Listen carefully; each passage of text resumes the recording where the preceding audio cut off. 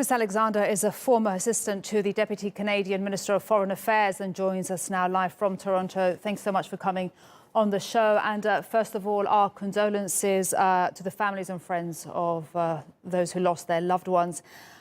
So many of those who died were students or professors. We've seen the vigils taking place across Canada. How is the country reacting?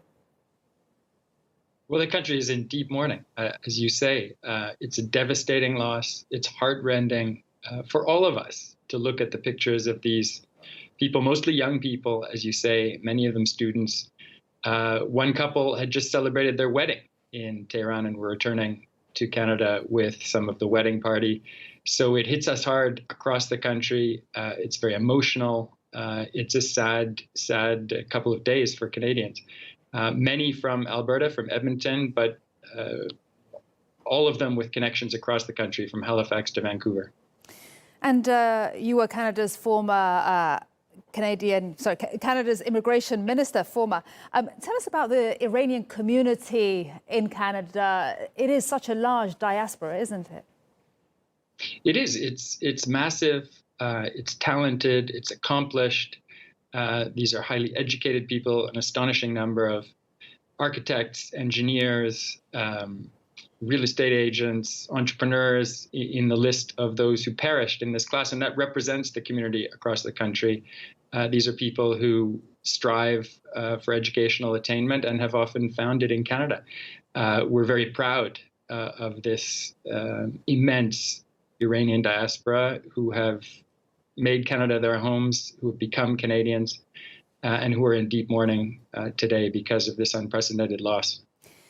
And Chris, the cause of the crash is still unknown. We know it is too early to speculate. That's what the Prime Minister said. But tell us, how can Canada ensure it finds the answers for the families and friends of those who lost their loved ones if there are no diplomatic ties between Canada and Iran?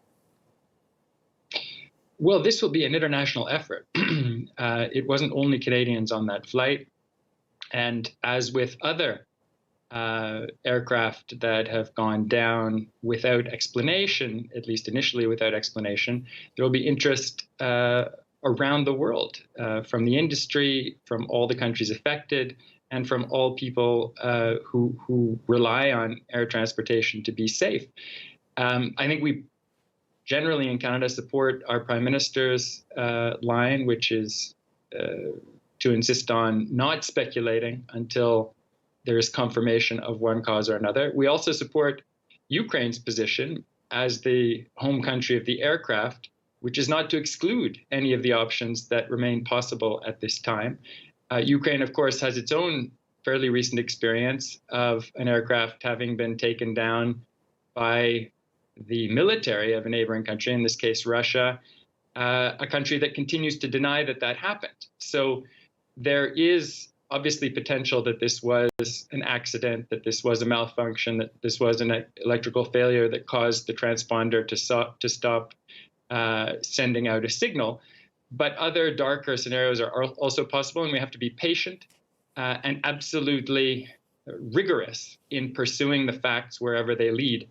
In this respect, it's striking and disconcerting, I think, for Canadians to hear that Iranian authorities saying that the transponder will not be made available for examination by Ukrainian, Canadian, American, or other experts. That is a disturbing development, and one we'd very much like to see reversed.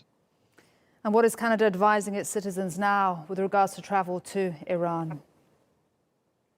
Well, there were already, previous to this crash, serious concerns expressed in our consular advice. Canadians have faced consequences because of the lack of respect for human rights and due process in Iran in recent years. And of course, the tension between Iran and Iraq, between Iran and the United States in recent days have only stepped up those concerns.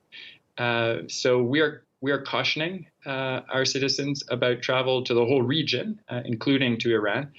But we're also very much aware that life will go on for many people, and we want normal relations with all of our partners in the region and normal relations for Iranian Canadians who have family ties back home to continue to be possible and to be restored as soon as possible. Chris Alexander, thank you so much for coming on the program on what is a very sad time for Canada. Appreciate it.